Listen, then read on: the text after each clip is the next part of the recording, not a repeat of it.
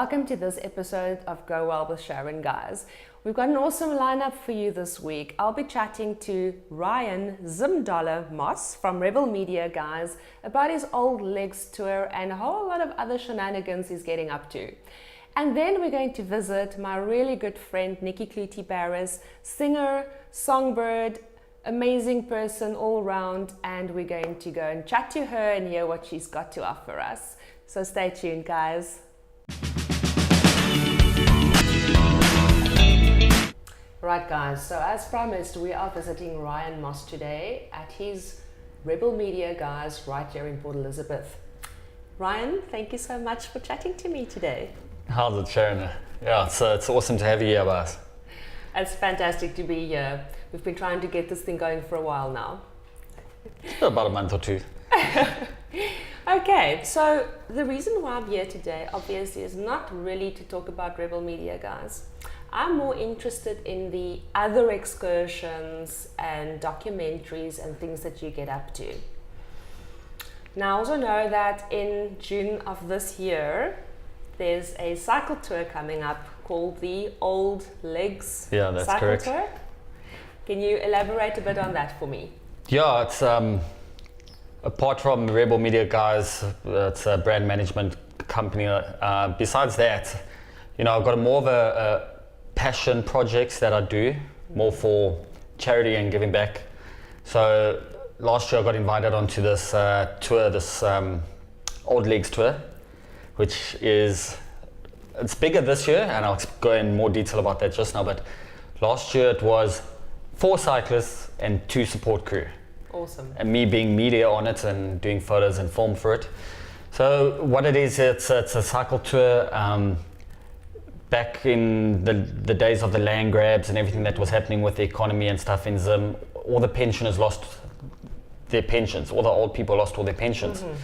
And still today, some of them are living off $100 a month, which is 1,600 Rand a month. Mm-hmm. How can someone live off that? Absolutely. So the Old Legs tour was created by 4 old bullies, all over 50, or the oldest being 78. Wow. Put together a tour to cycle from Harare through Botswana, down the Kalahari, back to Cape Town. And I think it was 3,200 kilometers we did. And we set a goal to raise $50,000 for the pensioners. And we hit our target and raised 78. Fantastic, that's amazing. Yeah. Now, with the 2018 tour having been so successful, I'm assuming that the 2019 one will be bigger and better? It's crazy how something like this can just blow up on social media. Yes. And although it's not enough that we need it, mm-hmm. but it's crazy how it blows up the fact that this year we've got a crew of 16 in total. Wow. From 6 to 16. Amazing. And we're hitting a target of $100,000, which of that I'm sure we're going to maybe go 120, 130, hopefully. Fantastic. And yeah, it's much more exciting. So last year we went downhill, down south. This year we're going up north. We're heading through Mozambique, Malawi, and then we're going into Tanzania. And then at the end of the tour, we're climbing Kilimanjaro. So you're going to cycle to Kilimanjaro and then climb Kili straight after the cycle. So we should be on the road for about 27, 28 days cycling straight, and then 7-day climb to the top of Kili. That is amazing. Now tell me, do you guys have any sponsors on board that's assisting with this tour? So look, obviously it's based in Zimbabwe. It's a Zimbabwe thing. Me coming from there, being at school there, I've got very strong ties with Zim. Still, it's my home. Yes.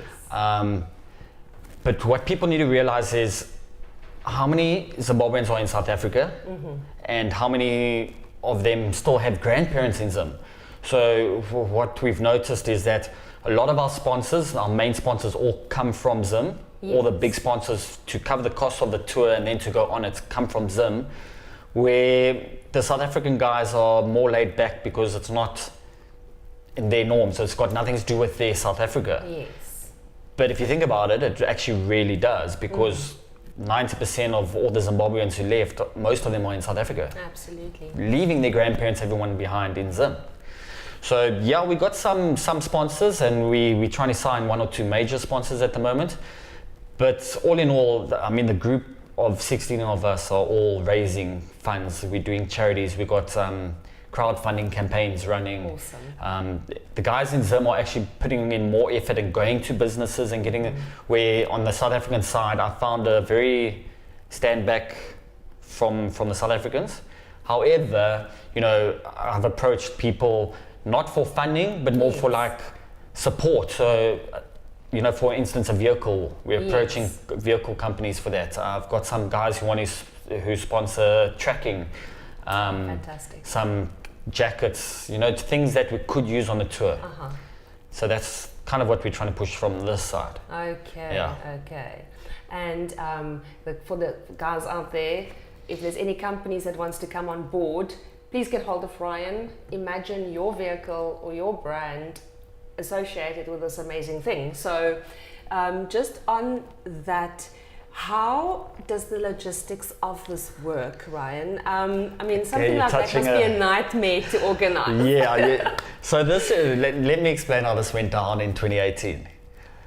Ryan got a call, can you come on board and do photos? 100%. 4 cyclists, 4 old bullies, first tour ever.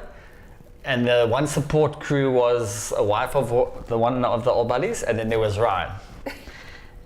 And I'll tell you, within the first day, my title got changed from media to logistics, transport, management, food, tenting, camping.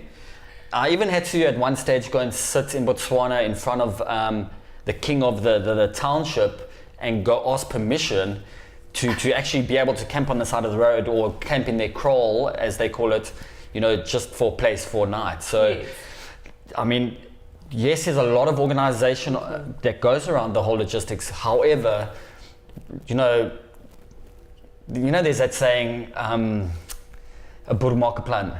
Yes. Yeah, well, a Zimbabwean makes 7, because that's what we had to do. Literally, I mean, there was days we were stopping on the side of the road and just jumping over the fence, going to the farm and be like, look, this is who we are, this is what we're doing, can we camp under your tree? And then 100%.